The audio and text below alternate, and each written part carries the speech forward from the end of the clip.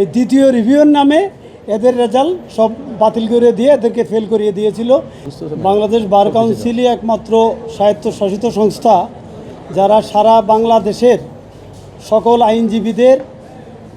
পেশার নিয়ন্ত্রণকারী সংস্থা। যদি কোনো আইনজীবী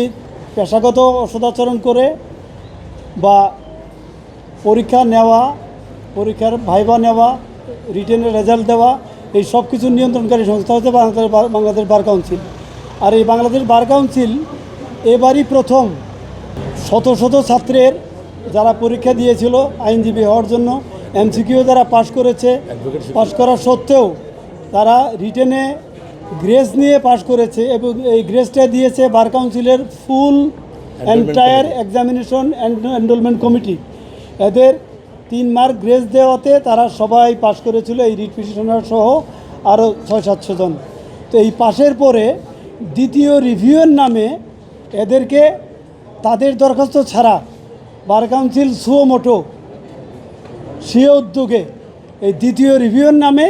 এদের রেজাল্ট সব বাতিল করে দিয়ে এদেরকে ফেল করিয়ে দিয়েছিল, যেটা কোনো আইনেও নাই, বার কাউন্সিল অর্ডারেও নাই, কোনো বিধিতেও নাই এবং টোটাল টোটাল যে সাংবিধানিক প্রতিষ্ঠান হিসেবে দায়িত্ব সেটা বার কাউন্সিল পালন করতে ব্যর্থ হয়েছে। আমি মনে করি বার কাউন্সিলের এই দ্বিতীয় রিভিউয়ের নামে এদের যে রিঅ্যাসেসমেন্ট করে এদের যে ফেল করানো হয়েছে এটা অবৈধ ছিল, মেলাফাইড ছিল এবং অসাংবিধানিক ছিল এবং বার কাউন্সিল অর্ডারের পরিপন্থী ছিল বলেই আজকে হাইকোর্ট ডিভিশন এলাবোরেটলি এই বিষয়টা ডিসকাস করে ইন্ডিয়া সহ অন্যান্য দেশের আইনগত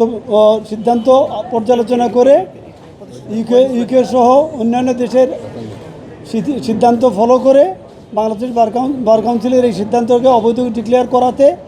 যারা রিট পিটিশনার তারা এবং যারা রিটে আসে নাই তারা, যাদেরকে দ্বিতীয় রিভিউয়ের নামে ফেল করানো হয়েছে, তাদের এই দ্বিতীয় রিভিউয়ের যে সিদ্ধান্ত সেটাকে হাইকোর্ট ডিভিশন বাতিল করে দিয়েছে। যার ফলে এরা এখন অলরেডি রিটেনে পাশ করেছে, তারা এখন অপেক্ষায় আছে ভাইবা নেওয়ার জন্য।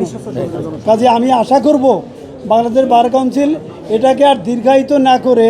অ্যাপেলেট ডিভিশন পর্যন্ত যুদ্ধ না করে এদেরকে আগামীতে ভাইবার ডেট দিয়ে এদেরকে ভাইবা ফেস করার সুযোগ দিয়ে পাশ করার পরে তারা যাতে প্রফেশনে আসতে পারে এই সুযোগ দেওয়ার জন্য আমি বার কাউন্সিলের সংশ্লিষ্ট অথরিটির কাছে আহ্বান জানাচ্ছি।